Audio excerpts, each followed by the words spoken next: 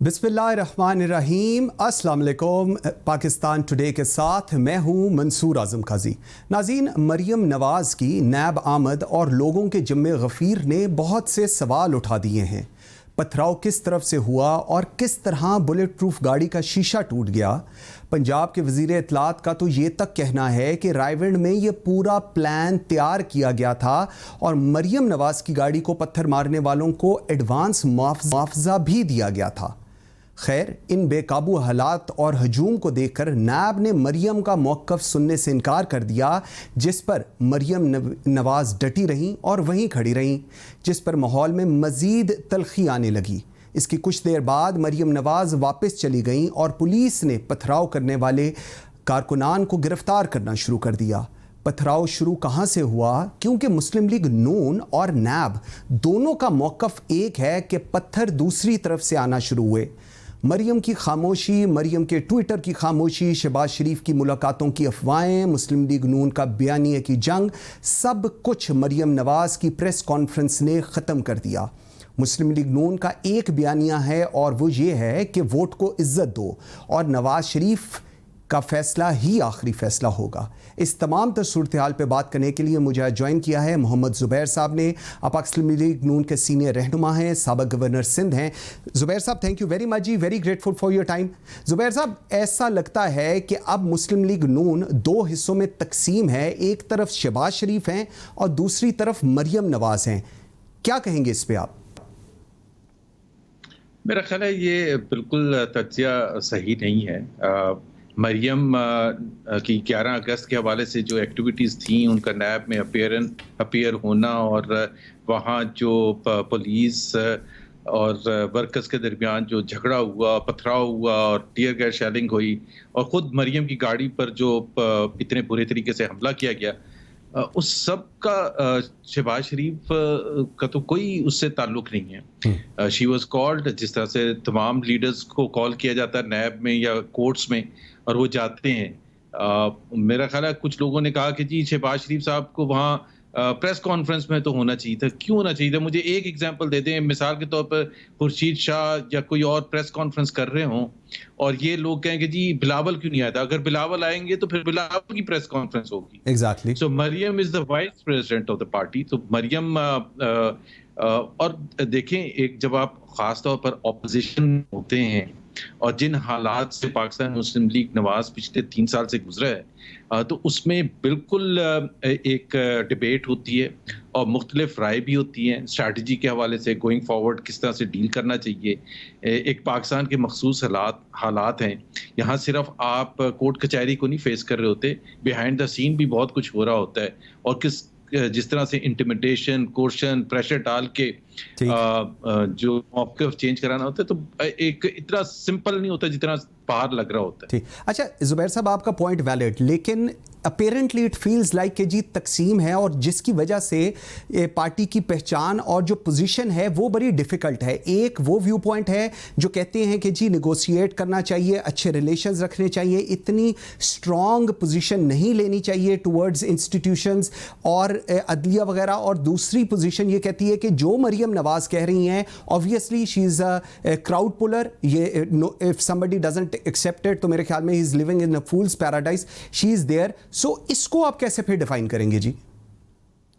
देखिए, मेरा नहीं ख्याल है कि मरियम नवाज की जो प्रेस कॉन्फ्रेंस थी या जो नैब के ऑफिस के बाहर जो उन्होंने बात की थी, वो नैब की दहशतगर्दी और हुक्मरान जमात की दहशतगर्दी की बात की थी और उसी को क्रिटिसाइज किया था, चाहे इकोनॉमिक पॉलिसीज को, चाहे वो ये अकाउंटेबिलिटी नाम पर जो बिशंटिंग हो रही है उसको। और ये सिर्फ हमारा मरियम नवाज का मौक़िफ़ नहीं है, ये तो मौक़िफ़ सुप्रीम कोर्ट ऑफ पाकिस्तान का भी है। पॉलिटिकल इंजीनियरिंग का लफ्ज़ और वो जो बहुत सी दूसरी चीज़ें जो सुप्रीम कोर्ट और दूसरे कोर्ट्स कहते रहे हैं पिछले 1 साल से, तो मरियम नवाज ने तो किसी इदारे को अटैक नहीं किया था, सिर्फ रूलिंग पार्टी को अटैक किया था। क्योंकि हम समझते हैं कि ये तमाम चीज़ें इमरान खान और रूलिंग पार्टी के इमा पर हो रही हैं और NAB is the tool in the hands of Imran Khan. That is why when Supreme Court calls it political engineering, NAB is not a political party. NAB क्यों पॉलिटिक्स करेगा? वो कोई हमारे से compete कर रहे हैं। तो नैब किसी के बिहाफ पर, और फिर आपको भी पता है मंसूर कि रिपीटेडली इमरान खान की अपनी स्टेटमेंट्स अकाउंटेबिलिटी के हवाले से कि मैं छोड़ूंगा नहीं, और ये तमाम चीजें मैंने ठीक। अंदर बंद करा दी है, शाहिद खान अब्बासी को और शहजाद अकबर का रोल, और फिर शेख रशीद की प्रेस कॉन्फ्रेंसेस रिपीटेडली कि जो झाड़ू फिरने वाले हैं and so on and so forth, they are answerable to explain कि वो किस बेसिस पर कहते थे। अदरवाइज तो हम तो नैब को उनके साथ ही भर्ती करेंगे। ठीक। अच्छा, बड़े मज़े की चीज़ है, अभी मैं शेख रशीद साहब की भी बात करता हूँ, उन्होंने आज भी बल्कि कुछ मरियम नवाज़ के बारे में कहा है। ये जो पथराव वाली सारी सिचुएशन वहाँ क्रिएट हुई, जिसके अंदर मेरे ख्याल में जितने लाहौर के MNAs हैं, MPs हैं, जो साबिक MNAs हैं, उन सब के ख़िलाफ़ FIR हुई है और उसमें नैब की तरफ से ये एप्लीकेशन दी गई है। इसको आप फिर क्या देखेंगे? क्योंकि उन्होंने कहा है कि जी आप लोग गाड़ियों में भर कर लाए। फयाजुल हसन चौहान ने कहा कि जी वो प्लान किया गया था और उसके बाद जो गाड़ियों पे पत्थर मारेगा उसको मुआवजा भी दिया गया। ये चीज को आप कैसे एनालाइज कर रहे हैं? एक तो मैं खुद वहां मौजूद था और मेरे खिलाफ भी FIR है, अगर आप नाम देखेंगे तो। ओके। वहां राना सनाउल्लाह, मैं, मुसद्दिक मलिक, दानियल अजीज, ये सबके खिलाफ जाहिर है पर्चा, तो हम सब वहां मौजूद थे। दूसरी चीज ये है कि मैं आपको ये बता दूं कि 2 साल की हिस्ट्री है जब से हम ऑपोजिशन में हैं कि मरियम नवाज पहली दफा नैब के ऑफिस में या किसी कोर्ट में नहीं आ रही थी। दर्जनों दफा आ चुकी हैं पिछले 2 साल में। मियां नवाज शरीफ आ चुके हैं, शहबाज शरीफ, हमजा शहबाज, साद रफीक, और पता नहीं जितने भी आप लीडरान की बात कर सकते हैं। कभी कोई एक गमला भी टूटा है? तो इस दफा क्यों plan? Why would be plan? और अगर हम प्लान कर रहे थे ये करने का ताकि शो ऑफ स्ट्रेंथ कर सकें, ताकि इसको पॉलिटिकल इससे माइलेज ले सकें, तो फिर तो हुकूमत बहुत ही बेवकूफ है कि दे फेल इनटू दैट। हमारे तो बड़े बेसिक क्वेश्चन है टू स्टार्ट विद कि नाके क्यों लगाए गए थे लाहौर में? ठीक। मतलब किस सिलसिले में लगाए गए थे? सेक्शन 144 तो नहीं लगा हुआ था, कर्फ्यू तो नहीं लगा हुआ था। वहां 9 बजे से सारे वर्कर्स जमा होना शुरू हो गए थे। 9 बजे से लेकर 12:30 बजे तक, मुझे ये बता दें, पूरा मीडिया भी मौजूद था कि कोई किसी ने कुछ गड़बड़ करने की कोशिश की। सबसे पहले जब मरियम नवाज की गाड़ी आई है तो उस वक्त, अच्छा सबको छोड़ दें भाई, अवाम ने क्या किया था उसको तो छोड़ दें, क्या ये वीडियोस मौजूद हैं या नहीं है कि मरियम नवाज की कार पर पथराव पुलिस करते हुए देखी गई है? और ये कोई भी नहीं कह सकता कि मरियम नवाज की गाड़ी से कोई पथराव हुआ था। ये तो नहीं कोई कह रहा गाड़ी के अंदर तो से हुआ। ठीक। जब मरियम नवाज की तरफ से कुछ हुआ ही नहीं था तो आप मरियम नवाज पर अटैक क्यों कर रहे थे? आपने उसका शीशा क्यों तोड़ दिया? और मैं आपको मंसूर एक चीज बता दूं, जी। मैं तो इस किस्म का आदमी हूं कि जो पॉलिटिकल, अगर ये PTI होता तो पता नहीं इसको क्या कुछ कर जाता। मैं और दानियल अजीज, वो छोटी सी वीडियो क्लिप भी मौजूद है, हम दोनों जब वो ये सब कुछ टीयर गैस शेलिंग और ये सारा कुछ हो रहा था, हम दोनों एक तरफ जा रहे थे और पुलिस की एक वैन थी जो कि हम समझे कि वो आ रही है, हमारी तरफ अप्रोच कर रही है, और जिस तरह होते हैं कि हजारों लोग हैं उसको वो गुजरने देंगे, फिर वो आहिस्ता आहिस्ता आएगी, and it speeded up and we had to run. तो वो उस वीडियो में हमें भागते हुए, मैं 30 साल 35 साल पहले भागा हूँगा, भागते हुए दिखाया है, और हमने लेफ्ट टर्न किया और वैन ने लेफ्ट टर्न किया। मैं तो उस पर पर्चा कटा सकता था कि आप कुचलने की कोशिश कर रहे थे। बिलीव मी, मेरा ख्याल है एक मीडिया वाले ने सवाल भी पूछा था जब मरियम नवाज की प्रेस कॉन्फ्रेंस हो रही थी इस वाकये के बारे में, but Maryam just looked at me, तो मैंने उनको कहा कि इसको छोड़ दें। ठीक है, मेरे पर क्यों कटवाया? मैंने क्या किया था? मुझे एक चीज बता दें कि मैंने किसी को। अच्छा जुबैर साहब, आपकी मैं थोड़ी सी वो FIR पे बात करूं। कैप्टन सफ्दर गए थे रात को इमरान खान साहब और इन लोगों पर FIR कराने, वो क्यों गए थे? वो भी जरा बताइएगा प्लीज। वो इसलिए गए थे कि मरियम नवाज की कार पर अटैक हुआ है। ओके। मरियम नवाज की कार पर अगर वो बॉम्ब प्रूफ कार ना होती तो शीशे पर खच्चे उड़ जाते, and she was sitting in front, wind screen पर लगा है। और आप खुद सोचें कि बॉम्ब प्रूफ कार के शीशे किस किस्म के होते हैं कि बॉम्ब को बर्दाश्त कर सकते हैं। वो ईंटों पर से जब अटैक किया गया और उनका क्रैक पड़ गया, पीछे भी लगा हुआ है, तो क्यों ना पर्चा कटाएं? हम तो सीधा सीधा कह रहे हैं कि भाई आप बाकी वर्कर्स को तो छोड़ देना, क्या हुआ था? मरियम नवाज पर आपने क्यों अटैक? उस वक्त तक तो किसी को कुछ नहीं पता था ना। Why were you attacking Maryam Nawaz vehicle? This the police and the government of Pakistan, Punjab has to answer for this. तो ये जो आपके हिसाब से जो मरियम नवाज की गाड़ी के शीशे पे मारे गए, ये पत्थर नहीं थे? बिकॉज ऑब्वियसली अगर बुलेट प्रूफ और बम प्रूफ गाड़ी है तो ये पत्थर के अलावा कोई और चीज थी। That's what you are saying जी? बहुत हैवी थे। ओके अब मैं तो उसका पर्सनल शायद नहीं हूं जब वो अटैक हुआ था, बिकॉज मैं दूसरी तरफ था। ओके लेकिन जाहिर सी बात है, जितनी भी वीडियोस बनी हैं ठीक उसके ठीक हिसाब है से, और बाद में हमने कार को पर्सनली देखा भी है ठीक है कि वो कितनी बुरी तरीके से उसके वो खराब हुई हुई है हर तरफ से। तो पुलिस हैज टू जस्टिफाई, और पुलिस ने शुरू क्यों किया था? What was the need of लाठी चार्ज? किसने ओके उन पर ठीक अटैक किया था? ठीक ठीक। अच्छा, दूसरा मुझे एक चीज बताइएगा, थोड़ा सा आगे चलते हैं, क्या वजह है ऑपोजिशन के सीनियर रहनुमाओं की मुलाकातों के बावजूद, कमर जमान कायरा, एहसन इकबाल साहब सब मिले, ऑल पार्टीज जो ऑपोजिशन की कॉन्फ्रेंस है वो नहीं हो पा रही, और इसके ऊपर हुकूमत का वो दावा तकवीत उसको मिल रही है कि जी ऑपोजिशन इकट्ठी नहीं है, सिर्फ टॉक शोज में और बयानात देने की हद तक ये लोग इकट्ठे हैं, but they will never come out together. मेरा ख्याल है उसमें हुकूमत की असेसमेंट हो या आपकी अपनी असेसमेंट हो, वो जो भी असेसमेंट हो सकती है। एक तो मंसूर, मैं आपको बता दूं कि एपीसी को बहुत ज्यादा हाइप हम सब देते हैं कि जी एपीसी होगी तो एपीसी के बाद क्या होगा, बिकॉज इनफॉर्मल या फॉर्मल मुलाकातें तो होती रहती हैं। शहबाज शरीफ की, बिलावल की, पार्लियामेंट के अंदर जितने भी ऑपोजिशन जमातें हैं वो आपस में प्रैक्टिकली एवरी डे जब इजलास हो रहा होता है तो वो मिलते भी हैं। कई दफ़ा फॉर्मल तरीके से मिलते हैं, कई दफ़ा इनफॉर्मल तरीके से मिलते हैं, और उसमें बहुत से फैसले भी होते हैं कि जी हमने आगे क्या करना है, बजट को या पार्लियामेंट के अंदर कैसे अपोज करना है, पार्लियामेंट के बाहर कैसे अपोज करना है। तो एक तो मैं तो पर्सनली, अगर आप मेरे से पूछेंगे कि I have never been too much of a fan of APCs कि जी एपीसी हो जाएगी उसके बाद पता नहीं क्या हो जाएगा, क्योंकि अगर जो बातें हैं वो बिहाइंड द सीन्स ज्यादा अच्छे तरीके से होती हैं, और जो इस वक्त हो रही हैं वो ये हो रही हैं, ये मैं आपके साथ शेयर कर सकता हूँ कि जो बिहाइंड द सीन्स के जी एपीसी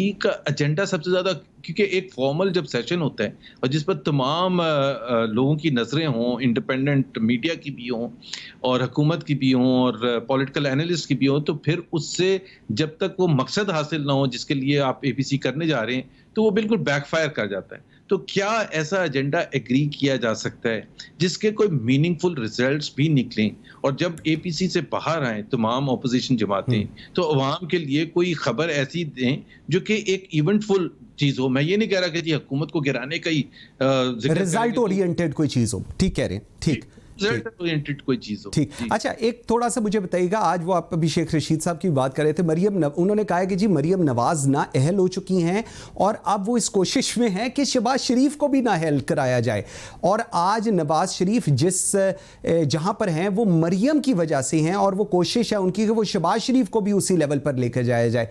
इस पर आपका क्या मौक़िफ़ है जी? क्या वाकई ऐसा हो रहा है?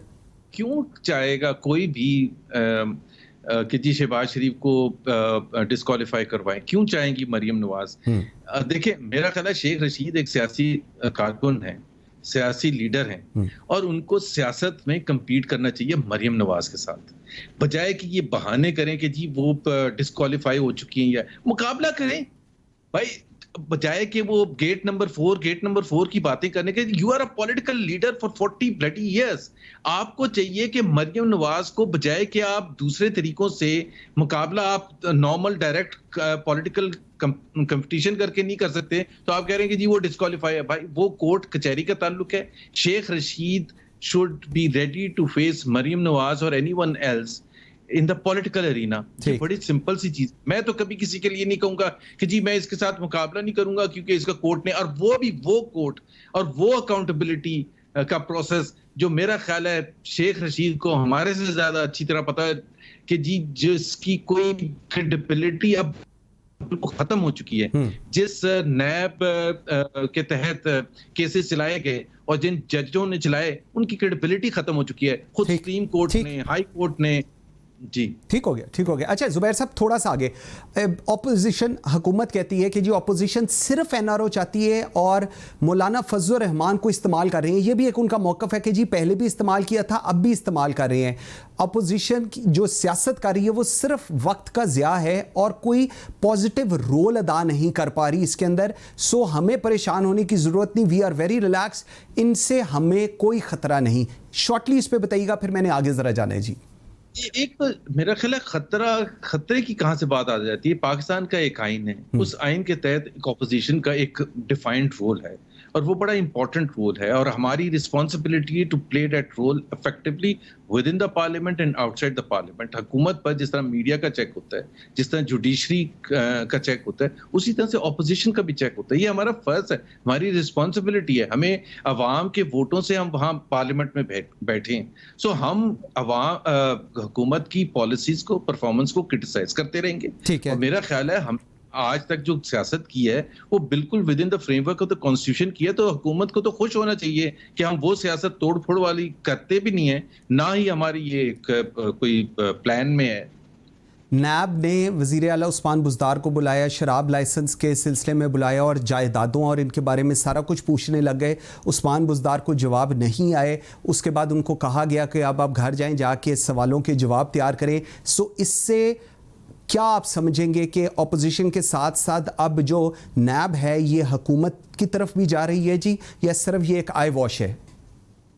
आई वॉश है। एक तो ये देखें, उस्मान बुज़दार के पास जवाब नहीं था। उस्मान बुज़दार को तो जब कामरान खान शो के लिए उन्होंने रिक्वेस्ट की थी और सवाल भी भिजवा दिए थे, वो फिर भी नहीं आए थे। तो वो नैब में जब गए हैं और वो जिन सवालों का उनको पता भी नहीं था इन एडवांस, तो जाहिर सी बात है वो कहाँ से जवाब देते।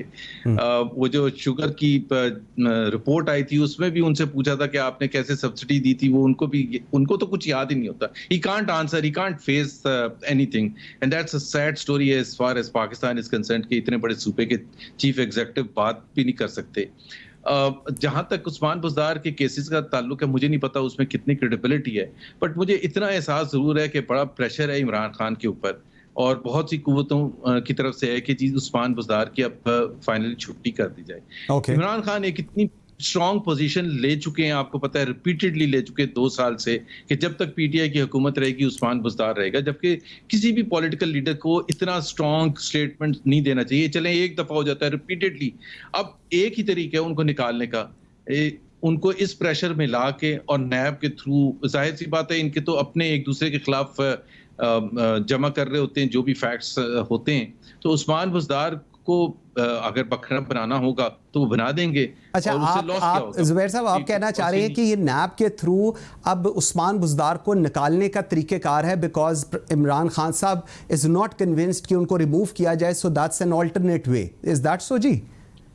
एग्जैक्टली इमरान खान भी बड़े आराम से आगे कहेंगे कि देखें नैब के केसेस हैं उनके खिलाफ और आपको पता है मैं तो करप्शन को बर्दाश्त ही नहीं कर सकता, और वो उनको वापस वहीं उसी गांव में या उनके इलाके में वापस भेज देंगे। तो मेरा ख्याल है that will be the end of the political carrier of Usman Buzdar. वो पीछे मुड़ के देखेंगे, अच्छे उससे देखेंगे कि जी मुझे 2 साल मिले थे, but I am not sure, this is my assessment, मुझे नहीं पता कि इसमें कितनी। लास्ट सवाल मुझे बताइएगा, कल chief of army staff general Qamar Javed Bajwa सऊदी अरब जा रहे हैं, आप इस दौरे को किस तरह एनालाइज कर रहे हैं जी?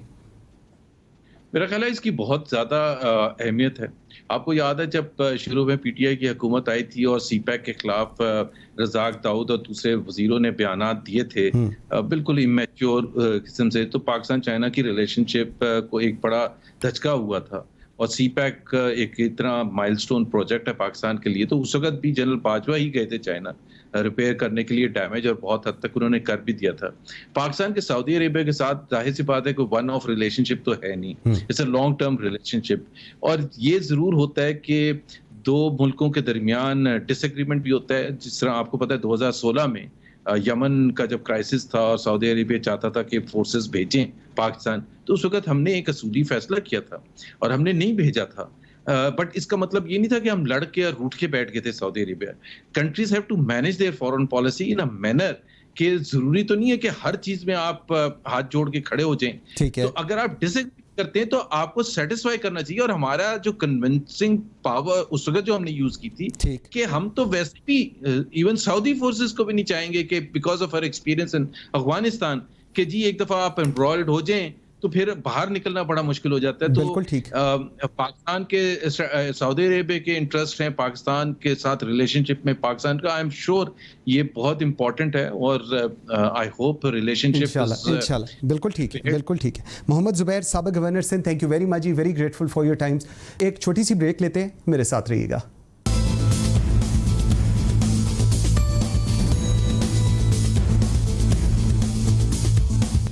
Welcome back after the break जी। नाज़रीन, जिस तरह अभी ब्रेक से पहले मोहम्मद ज़ुबैर साहब कह रहे थे कि एपीसी से हम लोग कुछ ज़्यादा ही एक्सपेक्ट कर रहे हैं, लेकिन हम अगर ऑपोजिशन देखें तो शायद ऑपोजिशन में सबसे कलीदी किरदार जो इस वक्त अदा किया जा रहा है वो बिलावल भुट्टो ज़रदारी का है। इस पर बात करने के लिए मुझे ज्वाइन किया है कमर ज़मान कायरा साहब ने, सीनियर रहनुमा हैं पाकिस्तान पीपल्स पार्टी के, साबिक़ वफाकी वज़ीर इत्तलात व नशरियात हैं। कायरा साहब, thank you very much ji, very grateful for your time. Kaira साहब, सबसे पहले ऑपोजिशन का जो असल किरदार है, क्या वो सिर्फ बिलावल भुट्टो ज़रदारी ही अदा कर रहे हैं? क्योंकि हालात जो नज़र आ रहे हैं, ये कहा जा रहा है कि जी बिलावल एक स्ट्रॉन्ग ऑपोजिशन के लीडर के बतौर सामने सबको नज़र आ रहे हैं, चाहे वो पार्लियामेंट हो या पार्लियामेंट के बाहर हो। जी की गुजारिश है कि ये मौजूदा हुकूमत जब से आई है, हमने पूरी कोशिश की कि इस हुकूमत को मौका दिया जाए कि ये अपने वादे पूरे करे, लोगों को रिलीफ दे, मुल्क को बेहतर चलाए। वो हमने on the floor, of the floor, media में, हर जगह पे, लीडरशिप लेवल पे, हमारे लेवल पे, हर जगह पे हमने ऑफर की। उसके जवाब में गालियां भी सुनी, फिर भी हमने ऑफर की। लेकिन अब हतमी तौर पे सारी जमातें, सारे मुल्क के अंदर ये बात तय हो गई कि ये हुकूमत नाअहल है इस मुल्क के मसाइल हल करने में, लिहाजा इसको चले जाना चाहिए। जितने दिन ये रहेंगे मुल्क के मसाइल में इजाफा होता रहे। ठीक, अगर इसका हल क्या है? जी जी, इसका तरीका है, तो उसका तरीका यह है कि अपोजिशन की जमातें इकट्ठी हों। अपोजिशन मींस वो जमातें जिनके पास ऐवान में अक्सरियत नहीं है, इसलिए वो अपोजिशन है। हुकूमत वो है जिसके पास अक्सरियत है, उसके इत्तेहादियों के साथ मिला के अक्सरियत है। उस अक्सरियत को अकलियत में तब्दील करना है तो उसके लिए आपको एक मुश्तरका लाएअमल इख्तियार करना पड़ेगा, अवामी राब्ता खड़ा करना पड़ेगा। अगर कुछ और कुव्वतें हैं जो हुकूमत को नाजायज सपोर्ट कर रही हैं तो उनको भी आप इकट्ठे होकर कोई मैसेज दे सकेंगे। सो ये लाएअमल है। हम समझते हैं कि ऐवानों के अंदर भी और उनके इत्तेहादियों को भी आप एक रास्ता दे सकेंगे, कौम को भी एक बेहतर मैसेज दे सकेंगे। आज सवाल ये हो रहा है कि अपोजिशन इकट्ठी नहीं है, तो बिलावल भुट्टो ज़रदारी साहब तो जो समझते हैं वो उस पर अमल करने की कोशिश कर रहे हैं। अब बजट से पहले से वो कोशां हैं कि किसी तरीके से एपीसी हो जाए। एग्जैक्टली और एपीसी बजट से पहले हो ताकि हम हुकूमत को अवामी एजेंडा उनके सामने रख सके। बजट के दौरान हो जाए ताकि हम उस पर कोई मुश्तरका लाएअमल इख्तियार कर सके। बजट के बाद हो जाए ताकि हम इस हुकूमत के जाने का कोई रास्ता, कॉमन रास्ता इख्तियार कर सके। उसके लिए तमाम जमातों से राब्ते किए, बार बार लाहौर में गए हैं, शहबाज शरीफ साहब से भी मिले हैं, मौलाना फजलुर रहमान साहब से भी मिले हैं, इसी तरह बाकी जमातों से भी वो राब्ते कर, वो तो यही कर सकते हैं ना। अच्छा कायरा साहब, मुझे उनका काम जो उनकी ड्यूटी जिसको वो दुरुस्त समझते हैं, ठीक है, वो कर रहे हैं। बाकी दोस्तों को भी चाहिए कि वो उस पर प्रॉपर रिस्पॉन्ड करें। गिले शिकवे सबको होंगे, हमसे बाकियों को होंगे, उनसे हमें होंगे। बिल्कुल शहबाज शरीफ साहब लीडर ऑफ द अपोजिशन है, उनसे ज्यादा तवक्को है और उनका रोल बड़ा जानदार है। करते हैं, हमारी ख्वाहिश भी यह है कि वो लीड करे, हम उनके साथ हैं। हमें तवक्को करनी चाहिए कि जल्दी वो अपना रोल जो है वो फाल होकर अदा करें। कायरा साहब, मुझे एक चीज बताइएगा, जिस तरह आप फरमा रहे हैं, लेकिन अब इस बात को, जिस तरह आपने ही कहा है, अब इस बात को 2 बरस गुजर गए हैं। मौलाना फजलुर रहमान आपको भी मिले, मुस्लिम लीग नून को भी मिले, पीपल्स पार्टी, और आज की तारीख तक वो जो एक दरमियान में फासला है वो उसी तरह है। बिलावल, आपने बिल्कुल ठीक कहा, बिलावल भुट्टो ज़रदारी लाहौर आते हैं, शहबाज शरीफ साहब को मिलते हैं, लेकिन चीजें कुछ आगे चल नहीं रही। किस किस्म का इत्तफाक राय है जो सामने नहीं आ रहा? अभी जब मैं जुबैर साहब से बात कर रहा था वो भी यही कह रहे थे। देखिए, गुजारिश ये है, मैं तो यही कह सकता हूं कि हम अपने, हमारी जिम्मेदारी है उसको बदरजा उतम अदा करने की कोशिश कर रहे हैं। हमारी दानिश में अपोजिशन की हर जमात ये समझती है, बशमूल मुस्लिम लीग नवाज और JUI के, कि इस हुकूमत का चला जाना जरूरी है। उसके लिए रास्ता क्या है वो इकट्ठे बैठ के तय हो सकता है। उसके लिए हम तो अपनी कोशिश कर रहे हैं, बार बार उनके घर जाके भी, फोन करके भी, रब्ते पैदा करके भी कोशिश कर रहे हैं। अब हम तवक्को कर सकते हैं कि बाकी जमातें भी जल्द इस पर रिस्पॉन्ड करेंगी, और वो अगर करें तो बहुत अच्छा है और हमें तवक्को है कि करेंगे। लेकिन वो नहीं भी करेंगे तो पीपल्स पार्टी बहरहाल अपनी जिम्मेदारी जो उसकी आईनी, कानूनी, तारीखी जिम्मेदारी है वो अदा करती रहेगी। ठीक। मौलाना फजलुर रहमान, मैं इस चीज़ को थोड़ा आगे लेकर चलूँगा। मौलाना फजलुर रहमान का कहना है कि पाकिस्तान पीपल्स पार्टी और पाकिस्तान मुस्लिम लीग नून दोनों के अपने अपने मफादात हैं, जिसकी वजह से कोई अहम किरदार अदा करने से वो कासिर नज़र आती हैं, और यही वजह है कि मौलाना फजलुर रहमान हर जगह अपने तहफ़्फ़ुज़ात का इजहार करते हैं अपोजिशन की APC को लेकर। जी देखिए, हर जमात का अपना एजेंडा है, हर जमात का अपना मैनिफेस्टो है। मौलाना फजलुर रहमान साहब एक सियासी मजहबी जमात को लीड करते हैं, हम एक सियासी जमात हैं जो सेकुलर जमात है, सोशल डेमोक्रेट हैं। मुस्लिम लीग नवाज एक राइट विंग की सियासी जमात है। सबके अपने अपने मैनिफेस्टोज हैं, अपना तरीकाकार है, इसलिए उनको मफादात का नाम दे लें, उनको तरीकाकार का नाम दे लें, ये बात तो दुरुस्त है, वो डिफरेंस भी है। लेकिन आपका हुस्न ये होता है जमहूरियत का कि विद डिफरेंस ऑफ कॉमन चीजें ढूंढते हैं, कॉमन पॉइंट्स ढूंढते हैं। कॉमन पॉइंट्स क्या है कि जमहूरियत इस मुल्क में मजबूत हो, फेडरेशन मजबूत हो, फेडरेटिंग यूनिट का वफाक के ऊपर एतमाद मजबूत हो, इस मुल्क के लोगों को रोजगार मिले, या चीजें अशिया सस्ती हो, मेरिट आए, एक महजब रियासत तश्कील पाए, उसके बेस है। उसके लिए जमातें इकट्ठी होती रही हैं, माजी में भी रही हैं, अब भी होंगी इंशाल्लाह। ठीक है। और हम कोशिश कर रहे हैं। मौलाना फजलुर रहमान साहब के गिले कुछ हमसे दुरुस्त भी हो सकते हैं, कुछ हमारी दानिश में हो सकता है, वो समझ रहे हो हम गलत कर रहे हैं, अपने पर्सपेक्टिव से हम दुरुस्त कर रहे हो। ठीक ठीक। अच्छा कायरा साहब, एक मैं रैंडम, बिकॉज ये चीज़ है कि जी हुकूमत को घर जाना चाहिए और अपोजिशन ये कहती है कि अगर आप इसमें कामयाब हो जाते हैं, मैं एक एग्जांपल दे रहा हूँ, तो आपका क्या ख्याल है फिर ये जो प्रोविंशियल हुकूमतें हैं इनका क्या होगा? क्योंकि हुकूमत की तरफ से एक ये व्यू पॉइंट भी है, जब हम उनसे ऑफ द रिकॉर्ड बात करते हैं कि अगर वफाकी हुकूमत घर जाती है तो तमाम सूबाई हुकूमतें भी घर जाएंगी। इस पर आप क्या कहेंगे? देखिए, बहुत सारी चीजें वो हैं जो इफ्स एंड बट्स के साथ अभी डिस्कस होती है। ओके। मैं इफ्स एंड बट्स के साथ बात नहीं करता, मैं तो सिंपल ये कह रहा हूं कि यही वो चीजें हैं जिसको सारी कौमी क़यादत ने बैठ के तय करना है। अगर पीपल्स पार्टी ने तय करना हो तो पीपल्स पार्टी का नुक्ता नजर मैं आपको दे सकता हूं, लेकिन वो नुक्ता नजर देने से हमारा इत्तेफाक राय खराब होगा। पीपल्स पार्टी इस वक्त इत्तेफाक राय करने की कोशिश कर रही है, अपना अलग रास्ता अख्तियार करने की कोशिश नहीं कर रही। को जाना चाहिए, कैसे जाना चाहिए, उसके बाद क्या होगा, सूबाई हुकूमतें, मर्कजी हुकूमतें कैसी चले, ये सारा कुछ, इलेक्शन लॉज क्या होंगे, किस कंडीशन में इलेक्शन होंगे, ये सारी तफसीलात तय करने के लिए सब जमातों का अपना अपना नुक्ता नजर है, लेकिन उसको कॉमन ग्राउंड पे इकट्ठे करने के लिए ही तो APC करने की हम कोशिश कर रहे हैं। और अगर किसी का ख्याल है कि हम APC से कुछ ओवर तवक्को कर रहे हैं तो ऐसा नहीं है। हम APC से बिल्कुल जायज तवक्को कर रहे हैं कि वो एक कॉमन ग्राउंड, एक कॉमन तरीकाकार इस गवर्नमेंट को भेजने का, और उसके बाद आने वाले तरीकाकार, यानी इलेक्शन है, विद इन हाउस तब्दीली है, इलेक्शन है, जो भी है, इलेक्शन लॉज हैं, किस तरह केयर टेकर गवर्नमेंट आए, किस तरह इलेक्शन लॉज हो, किस तरह पोस्ट इस गवर्नमेंट के जाने के बाद क्या सूरत हाल बने, इस पे सारी कौमी क़यादत जो है वो मुशावरत करे। अगर हर जमात अपनी अपनी बोली बोलेगी तो फिर यकीनन अपोजिशन कमजोर होगी और हुकूमत को उससे फायदा होगा। बिल्कुल ठीक है। अच्छा, थोड़ा सा मैं आगे चलूँगा। ये जो 18वीं तरमीम पर हम लोग फिर दोबारा बात शुरू हो गई है, लेकिन इसमें एक बड़ी इंटरेस्टिंग सी सिचुएशन है। वो ये है कि सिंध में मकामी हुकूमतों का जो निज़ाम आर्टिकल 140 के तहत सियासी, इंतज़ामी और माली इख्तियारात देने के लिए तैयार नहीं। सो वो कहते ये हैं कि जी 18वीं तरमीम के तहत वफाक से सूबों तक आ जाए, लेकिन सूबों से मकामी हुकूमतों तक ट्रैवल नहीं होनी चाहिए, ट्रांसफ़र ऑफ पावर नहीं होनी चाहिए। इसकी क्या वजह है जी? ये तो किसी ने नहीं कहा जी नहीं होनी चाहिए।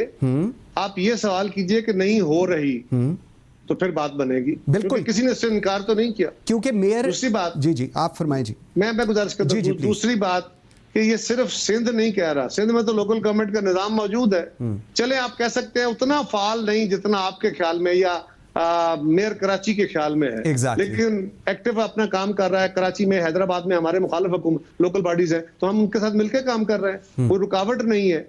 लेकिन इस मरकजी हुकूमत ने, ये PTI ने तो आते ही पंजाब के अंदर लोकल बॉडीज का निजाम खत्म कर दिया।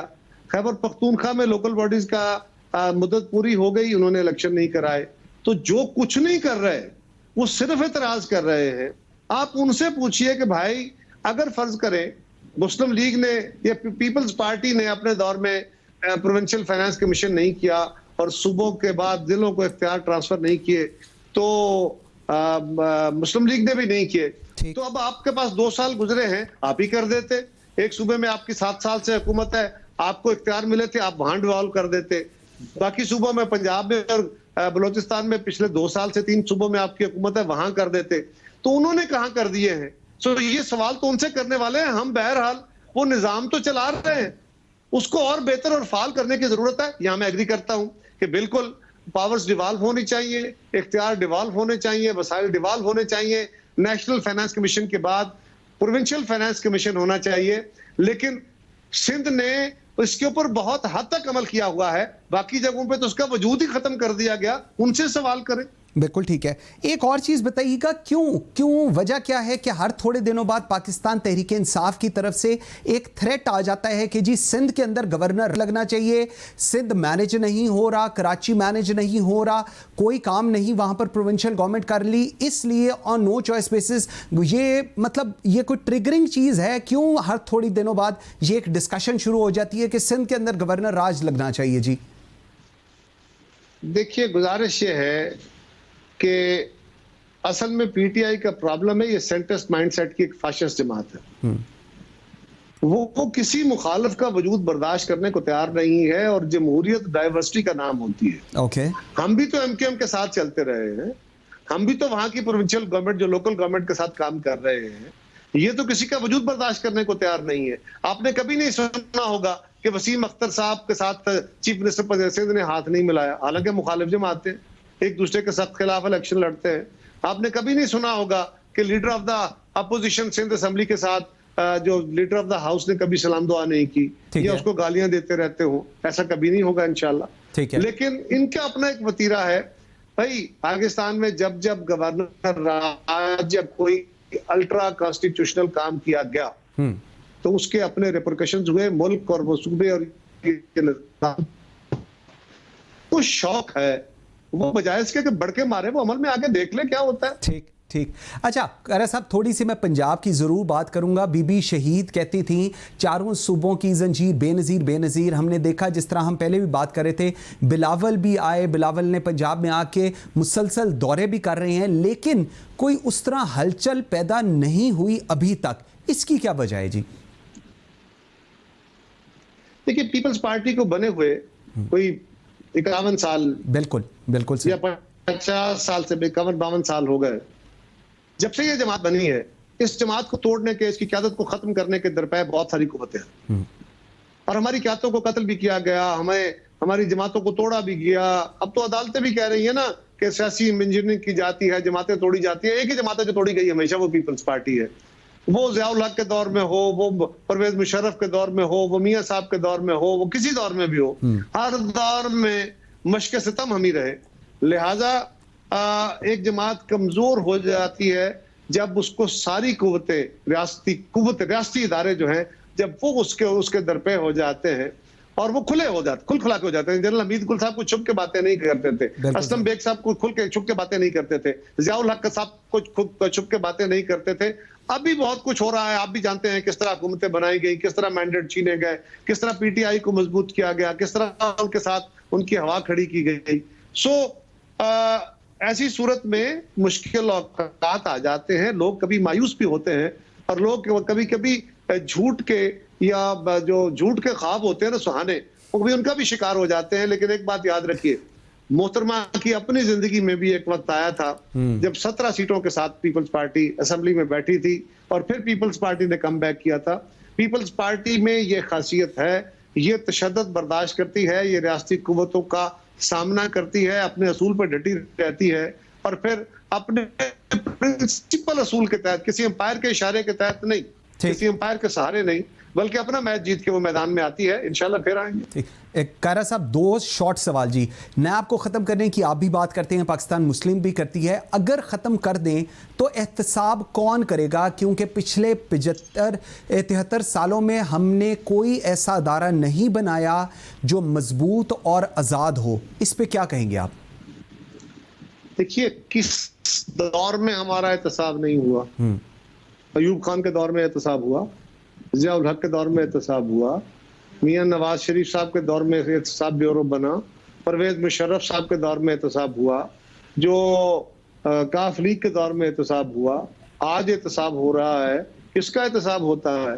हमने तो कभी नहीं कहा कि नैब खत्म कर दिया जाए, हमारा तो ये नुक्ता नजर नहीं है। ये तो एक्सट्रीम बात होती है ना कि इस इदारे को खत्म करके एक ऐसा इदारा तश्कील दिया जाए जो अक्रॉस द बोर्ड अकाउंटेबिलिटी करे, वो लोगों के बाजू ना मरोड़े, वो लोगों की इज्जत नफ्स मजरू ना करे, बल्कि अब तो और आसान हो गया कि जो पैरामीटर्स या जो तहफुजात सुप्रीम कोर्ट ने और इस्लामी नजरियाती काउंसिल ने दिए हैं उनको एड्रेस करता हुआ एक इदारा तश्कील दे जो अक्रॉस द बोर्ड अकाउंटेबिलिटी करे। यही हमारा मुतालबा है, और हमारा मुतालबा यह था कि इस इदारे को खत्म करके एक नया इदारा तश्कील दिया जाए, और जब तक वो नहीं बनता, जब तक वो वक्त नहीं आता, तो इसके अंदर जो ये अपने कानून को मिसयूज करके लोगों के साथ ज्यादती कर रहे हैं, जो अदलिया कह रही है, जो सुप्रीम कोर्ट कह रही है, जो हाई कोर्ट सियासी जमातों को छोड़ देते हैं, वो कम अज कम कानून, वो जो इसकी जहते हैं उनको खत्म कर दें और फिर इसके ऊपर मजीद बेहतरी के लिए कानून साजी करें। ये हमारा नुक्ता नजर है। हम एहतसाबी अमल के खिलाफ कभी नहीं है,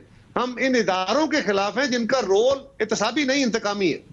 ठीक, लास्ट क्वेश्चन, क्या ये जो बिल्कुल जिस तरह हम अभी बात कर रहे हैं साफ और शफाफ एहतसाब का निज़ाम पाकिस्तान की ज़रूरत कुछ लोग कहते हैं इस वक्त नहीं है, क्योंकि उस पर सिर्फ़ और सिर्फ सियासत होती है, और जिसका भी एहतसाब शुरू होता है वो कहता है जी मुझ पर मैं क्योंकि सियासत में बड़ा एक्टिव हूँ इसलिए मेरे ऊपर मुझे हिट किया जा रहा है और हमें शिकार बनाया जा रहा है, रियासती हम पे दहशतगर्दी की जा रही है। इसको आप कैसे फॉर्मुलेट करेंगे? लेकिन एक बात तो यह है कि पीपल्स पार्टी के खिलाफ सबसे ज्यादा ये कानून इस्तेमाल हुआ, और पीपल्स पार्टी सबसे पुरानी नकाद है।